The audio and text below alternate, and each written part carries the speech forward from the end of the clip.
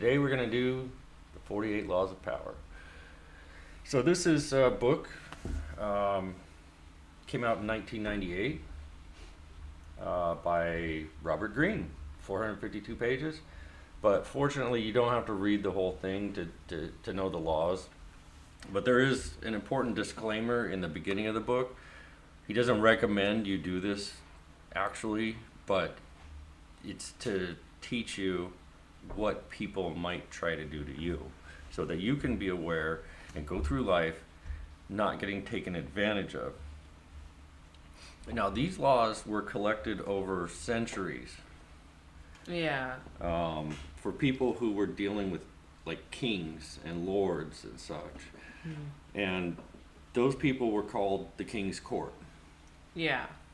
And in the court you would have various people like the military generals, the head of the house, like that runs all the maids and butlers, the lords and princesses and things like that. So if you were one of those people, you had to know these laws and you had to follow them, or you could wind up dead or losing your position of power.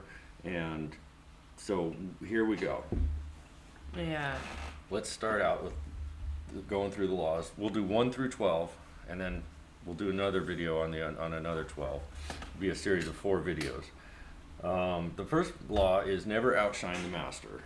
It says, always make those above you feel comfortably superior in your desire to please or impress them. Do not go too far in displaying your talents, or you might accomplish the opposite. Inspire fear and insecurity. Make your masters appear more brilliant than they are, and you will attain the heights of power. If you go read the book, he has this big long story of some guy who he was good at making parties, and then some other whoever he was working for died or something, and then the new person who came and took over also liked to make parties. And he was like, oh, I can do a big, huge party. And the king was like, okay, you do a big, huge party. And then after the party was over, the guy was arrested and thrown in jail because the king accused him of stealing from the treasury. And the guy didn't steal anything. Yeah. But now he was in jail, and the king started having his own parties that would be even more lavish and bigger and better. So that's kind of where that law of power came from. And I've had this in my own experience with my business partner, who was a narcissist and wanted to be always the top guy, and all, you know, and if you outshine him, he gets, you know, that narcissistic rage and starts working to stab you in the back. And that's where this comes in about the ill will. And you'll find this with your if you go into a military, if you've got a drill sergeant or a captain that's kind of sucks. Yeah. And you're like, oh, well, I can show you how to do this right. And then you're going to create ill will. And then he's going to be on your ass for everything. You'll see it at school with your teachers. Like you get a teacher who doesn't know what they're doing, and you're like, here, I'll show you how to do it, or you correct them or something. You don't do that. Just because you won't be. You think you're trying to please them and impress them, but you're doing the opposite. So basically, don't make whoever it is jealous of you. Yeah, something like that. So somebody who's higher up than you, never outshine them. Yeah. All right. Should we go into law 2? Mm-hmm.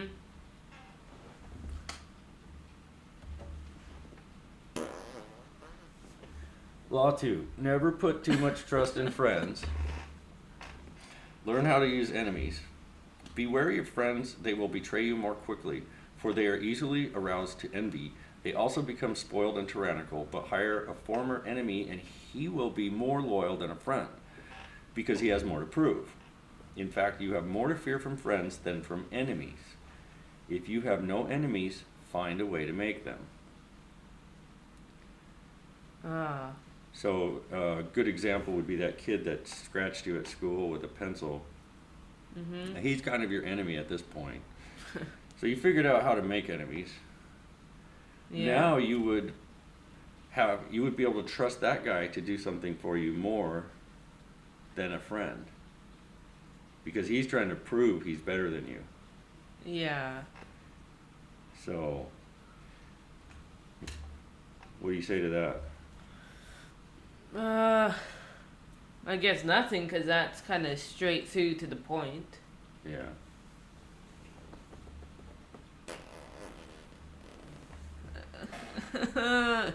Stop farting. Stop fart. Okay, law 3, conceal your intentions. Keep people off balance and in the dark by never revealing the purpose behind your actions. If they have no clue what you are up to, they cannot prepare a defense. Guide them far enough down the wrong path, envelop them in enough smoke, and by the time they realize your intentions, it will be too late. This is like military strategy 101, right? Yeah. You never tell the enemy, we're going to attack at 5 p.m. with stealth bombers and, Obviously. yeah. And it goes beyond just military planning. It's like when you're dealing with power and powerful people and you want to get something done or get something from them or something, you never tell them. Yeah. You always send them down the wrong path. And this has bit me in the butt so many times. I mean, I swear, if I had learned this when I was young, I wouldn't have gotten screwed over so many times. Mm. So what do you have to say to that? I'd say that this is definitely one of those things that everyone should learn. If you don't learn it, then you're gonna get, like you said, bit in the butt. Yep.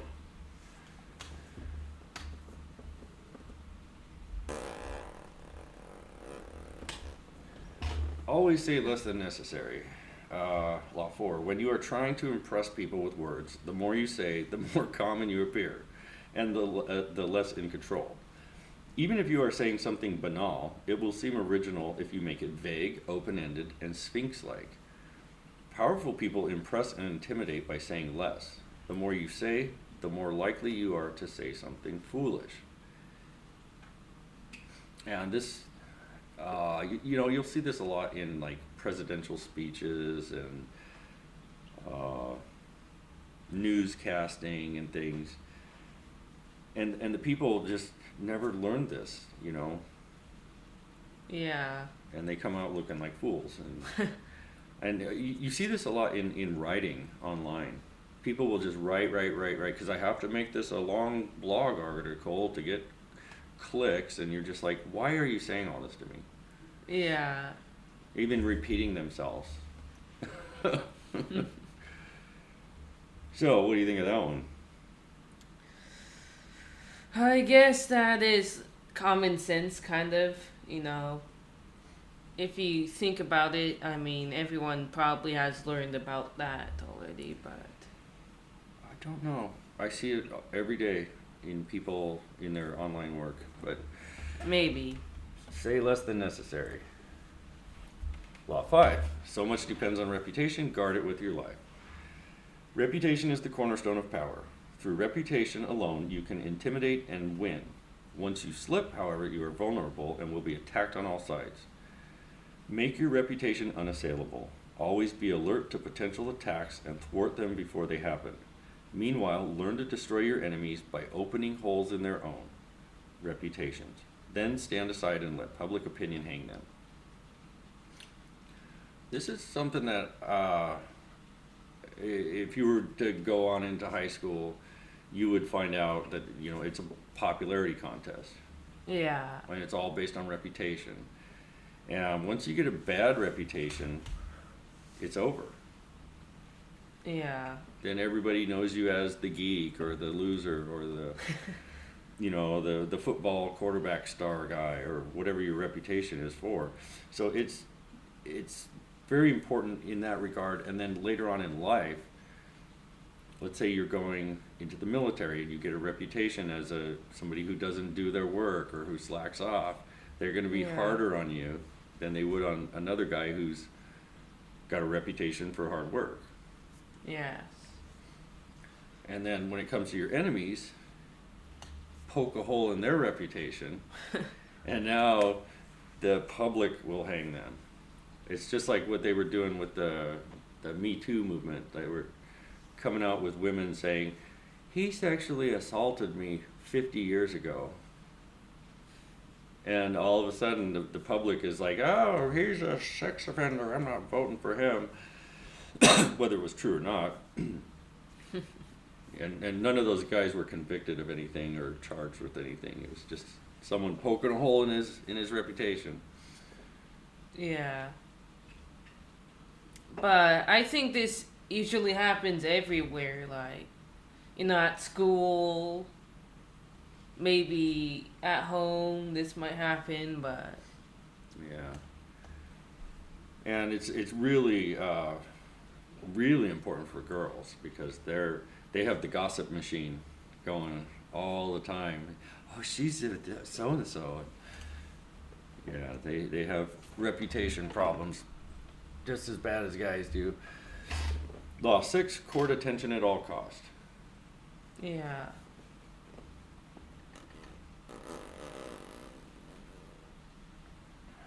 And everything is judged by its appearance. What is unseen counts for nothing. Never let yourself get lost in the crowd, then, or buried in oblivion. Stand out. Be conspicuous at all costs. Make yourself a magnet of attention by appearing larger, more colorful, more mysterious than the bland and timid masses. And here we get Yeah. into, why do people spend so much money and time doing their hair and their mustache and their beard and grooming? Yeah. Why do people go to great lengths to get nice clothes? Why do people put tattoos all over themselves? They're trying to stand out and get attention. Yeah. And so that's what this is saying. The first judgment people make about you is your appearance. So when you give this, appearance that commands attention, you can have power. Yeah. And that's kind of like why the Romans or the Spartans had those big red things on top. Mohawks, kind of. Yeah. Okay. Law 7. Get others to do the work for you, but always take the credit. Use the wisdom, knowledge, and legwork of other people to further your own cause. Not only will such assistance save you valuable time and energy, it will give you a godlike aura of efficiency and speed. In the end, your helpers will be forgotten and you will be remembered. Never do yourself what others can do for you. And this is like, in the time of kings, this would be like, look at this giant party I put on. And he didn't do anything for the party. He just showed up. Yeah. But they took credit for everybody else's work. And you'll see this in management, in companies. They'll be like, look at how great the company is doing because of me. Oh man, it's kind of like when you're at school and your friends do all this hard work in class, then you just take all their credit. Yeah. Just copy their work. So, oh, you have the knowledge I need, and I'll just copy yours, and then I'll take credit for it. Yeah, that's one of those laws. And don't be the guy that's being taken advantage of by that person doing that, right? Yeah. Law 8, make other people come to you, use bait if necessary. When you force the other person to act, you are the one in control. It is always better to make your opponent come to you, abandoning his own plans in the process. Lure him with fabulous gains, then attack. You hold the cards.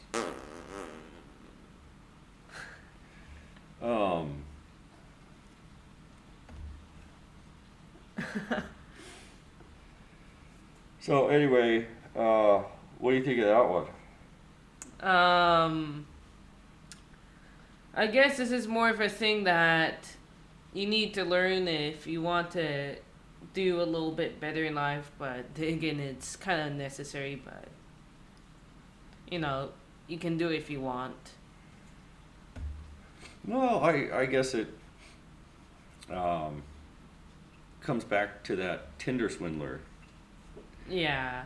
This guy had lots of photos of him living a luxurious lifestyle.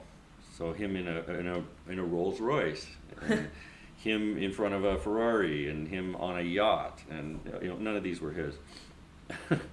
But then he'd go on Tinder, and these girls would be like, "Oh, look at him," and then he had in his Tinder profile all these photos, and then he had a link to his Instagram. And for women, that's the gossip machine. So they go to his Yeah. Instagram and they look at and they see social proof. They see him with all these rich people and all these photos of him doing things, and he has all these followers on Instagram. And so she Yeah. immediately goes back to Tinder and says, "Match." And that was the bait. Yeah. The bait was this luxurious lifestyle. And that works on most people. You say, "Oh yeah, you could be part of this rich lifestyle that I live," and da da da. And yeah, and then he'd get them to give him money. Oh man. All right, so let's go to Law 9. Win through your actions, never through argument.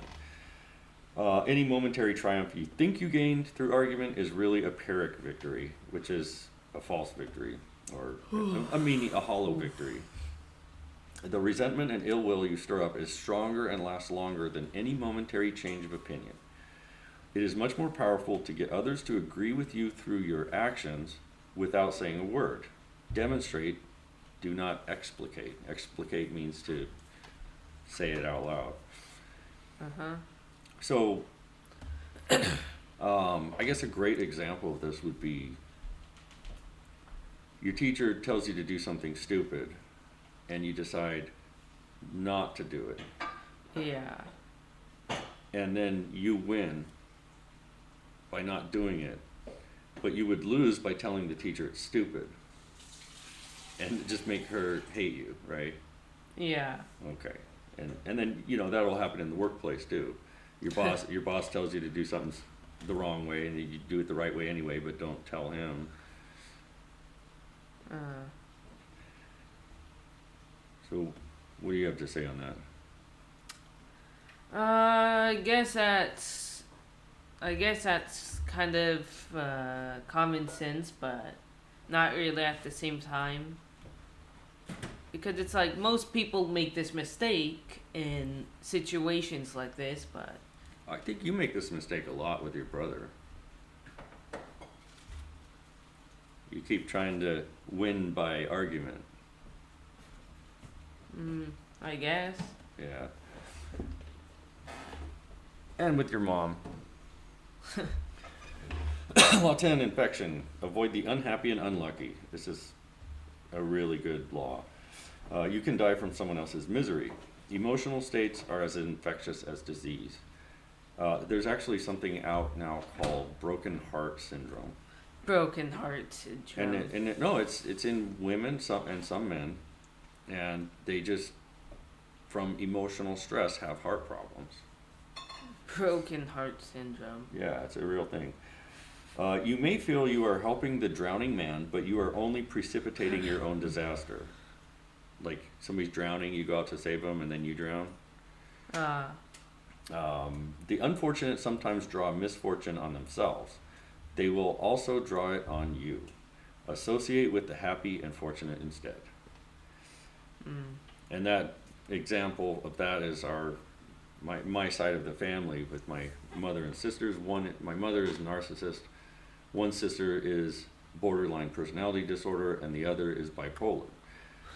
And we excommunicated them, and boy, our life has been great ever since. We've been happy and healthy and haven't had any unfortunate stuff or unhappiness. It's just like, wow, life's pretty good. Yeah, no more angry grandma forcing you to wipe her ass or something. Yeah, so that's a good rule. Law 11, learn to keep people dependent on you. To maintain your independence, you must always be needed and wanted. The more you are relied on, the more freedom you have. Make people depend on you for their happiness and prosperity, and you have nothing to fear. Never teach them enough so that they can do without you. So this is basically like, imagine you are at work, you have a job to do, but the manager says, I have to push this button in order for you to do your job. Now you have to, every time you're going to do your job, go to this guy and he's got power. Yeah. And so that's where you're keeping someone dependent on you. And this is one of the things that the government does with like food stamps and welfare, and they say, yeah, you need government. Government is good. And they're like, we need more government. We need more benefits. Let's raise taxes. What do you think of that one? I'd say that's a way to keep power to you, I guess. If you don't really have this in your book, then I guess you can't really keep power. Mm-hmm. Yeah, so let's finish this up. Law 12. Use selective honesty and generosity to disarm your victim. One sincere and honest move will cover dozens of dishonest ones. Open-hearted gestures of honesty and generosity bring down the guard of even the most suspicious people. Once your selective honesty opens a hole in their armor, you can deceive and manipulate them at will. A timely gift, a Trojan horse, will serve the same purpose. So this is like, if you start dating and you start dealing with women, Mm-hmm. there's the two most dangerous women to get in relationships are narcissists and borderline personality disorder. And this is the strategy they use. This right here, Law 12. They will love bomb you right from the start. Oh, I love you so much, and they're texting and blowing up your phone with text and everything, calling you and hugging you and kissing you and everything. And then the cheating begins, and all of the dishonesty and deceit begins. And then, you know, in those disorders, it goes on to more things where they start gaslighting you and telling you you're crazy and stuff like that. But yeah, so this is very good to know about and to see it coming. Someone comes up to you and they're honest and generous, and all of a sudden, next thing you know, they want to trade you stuff, and then you're like, and then it's a defective thing they trade you, and you're like, hey, you knew this thing was broken. Why didn't you tell me it was broken? Yeah. And so that's why I want you to know these things, so that when that happens to you, you don't take your guard down and say, oh, okay, now I'll let you get away with anything. Yeah. So that's 1 through 12. Any comments? I'd say that these are some pretty dark stuff that we're going through. Yeah, but man, I don't want any of this to happen to you and have you get taken advantage of and have people have power over you and things like that. So we'll do the next 12 on the next. Do you have any questions? No? All right. If any of you have questions, hit the comments below. And if you like this, you want to see the next one, hit subscribe. If you like it, hit like. Helps us out. It's free. We definitely need some subscribers. Yeah. All right. Thanks for joining us for Father and Son Talks. Until next time.